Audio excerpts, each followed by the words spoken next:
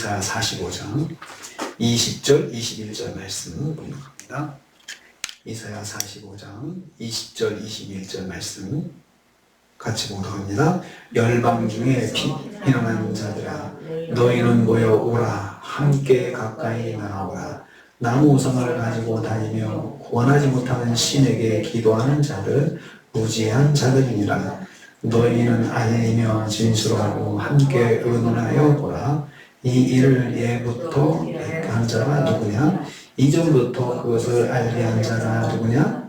나여 아니냐? 나 외에 다른 신이 없나니? 나는 공의를 행하며 구원을 베푸는 하나님이라. 나 외에 다른 이가 없느니라. 아멘. 아멘. 오늘 말씀 여호와께서 이방인들을 하나님의 백성으로 초청하는 것을 배우로 하고 있습니다. 20절 말씀 보면요, 하나님께서 모든 민족의 하나님이신 것을 말씀합니다. 너희는 모여오라 함께 가까이 나오라 고 하셨습니다. 여기서 너희는 바로 앞에 있는 열방 중에서 피난한 사람들,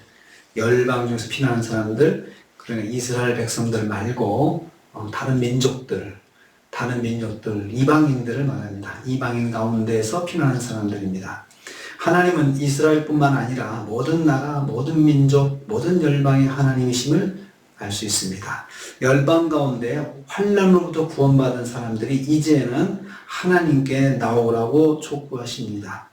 원래 이방인들은 하나님께 나아갈 수 없는 사람들이었습니다. 왜냐하면 우상 숭배와 악행으로 하나님과 상관이 없고 언약과 무관한 자들이었기 때문입니다. 그런데 하나님께서 이스라엘과 무관한 이방인들, 에베소서 말씀이 이렇게 표현했습니다. 멀리 있던 사람들, 멀리 있던 너희들, 이렇게 표현했거든요. 멀리 있던 사람들을 이스라엘과 동등한 축복의 자리로 초청을 하시는 것입니다. 그러니까 이 말씀은 구체적으로 사도행전 말씀에서 이루어지는 것입니다. 그래서 열방이 하나님께 나오고 성령의 임재하심과 아울러서 모든 사람들이 성령의 충만을 받고 이제 땅끝까지로 복음을 증거할 때 사람들이 하나님께 나오는 그 말씀으로 성취가 되고 오늘날 이루고 있는 것입니다. 여호와 하나님은 모든 민족의 구원을 계획하시는 분이십니다. 이때 이사야가 말씀을 들은 때가 그때부터 이미 그 이전부터 하나님께서는 하나님의 백성들을 하나님 앞에 나오게 하실 때에 꼭 이스라엘 백성만 오게 하신 것은 아니었습니다. 이방인들도 함께 나오고 출애굽할 때도 이방인들도 함께 출애굽해서 하나님의 백성으로 다 들어왔습니다. 또 여리고성 문을 때 라합도 이방인이었고 예수님의 족보 가운데 이방인들이 들어가 있습니다.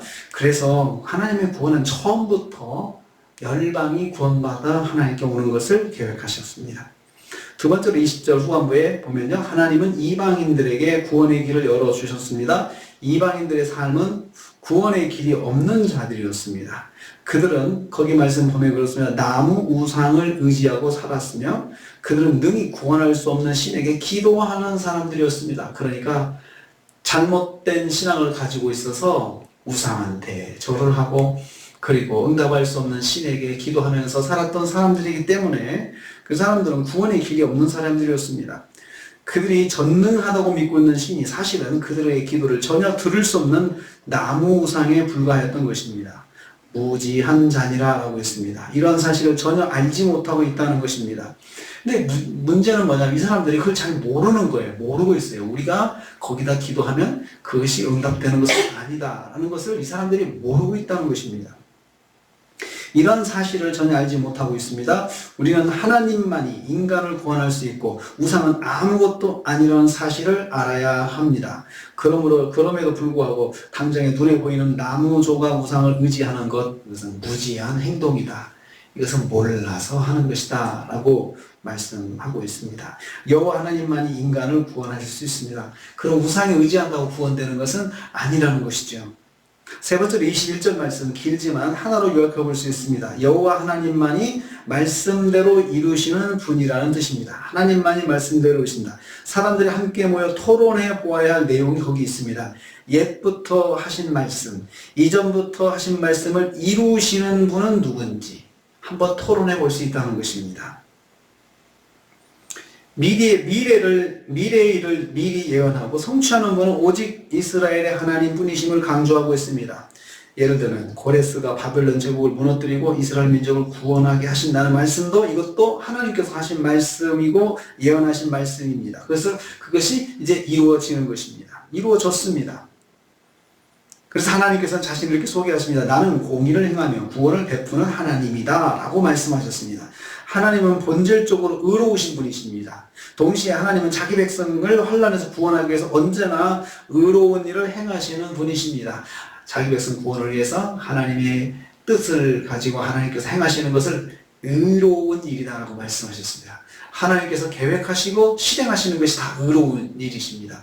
의로운 것입니다. 왜냐하면 하나님이 의로우시기 때문입니다. 하나님께서 의로우셔서 하시는 것이 있습니다. 복음을 우리가 듣다 보면은 하나님 의로우셔서 죄를 반드시 벌하셔야 되는 거죠. 하나님은 공의로우셔서 죄를 넘어가지 않으세요. 하나님의 풍성입니다. 그래서 이방인들을 심판하는 것도 하나님 그들의 죄에 대한 심판이에요. 우상을 섬기고 나무상을 섬기고 또 폭력을 행하고 악한 일을 행하는 그들에게 하나님께서 심판하시는데 고레스를 세워서 그들을 심판하게 하시고 또 그걸 통해서 하나님의 백성들을 구원하게 하시는 그런 일들을 이루시는 것 전체를 다 공의라고 그렇게 말씀하고 있습니다. 나는 공의를 행하는 여호와다. 하나님이다. 그런데 그것을 심판받을 자에게 하나님의 심판을 행하시면서 하나님의 백성을 구원하시는 일을 행하시는 공의로운 자다. 의로운 자다라고 소개하시고 있습니다. 여호와 하나님은 죄를 심판하고 하나님의 백성을 구원해 주시는 분이십니다. 이러한 이 일을 행하시는 분은 나 외에 다른 이가 없다. 하고 싶어도 못하죠. 능력과 힘이 안 돼서. 하고 싶어도 못하는 거예요. 하나님만이 계획하신 대로 뜻하신 대로 이루시는 공의로우신 하나님이시다. 이렇게 말씀하시면서 이제는 이방인들도 내가 다 나에게 나오게 해서 그들이 하나님의 구원의 은혜를 입고 그것이 감사해서 다 하나님께 나에게 나오게 하겠다라고 말씀하셨습니다. 오늘도 우리가 하루를 삽니다. 하나님께서 우리의 삶도 하나님 주관하십니다. 그런데 이 모든 주관하심이 하나님의 공의로우신 하나님의 그 역사 중에 하나입니다. 우리의 삶도 인도하시고 우리의 믿음 가운데 인도하시는 건 하나님의 공의로우신 하나님의 역사 가운데 하나입니다.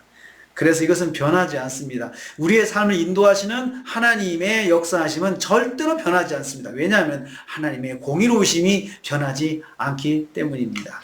오늘 하루도 하나님의 공의로우심 속에서 우리가 하나님의 구원의 역사, 우리 인도해주시는 하나님의 역사를 체험하시는 귀하신 한날이 되시기를 주님의 이름으로 축복합니다. 주님 감사합니다.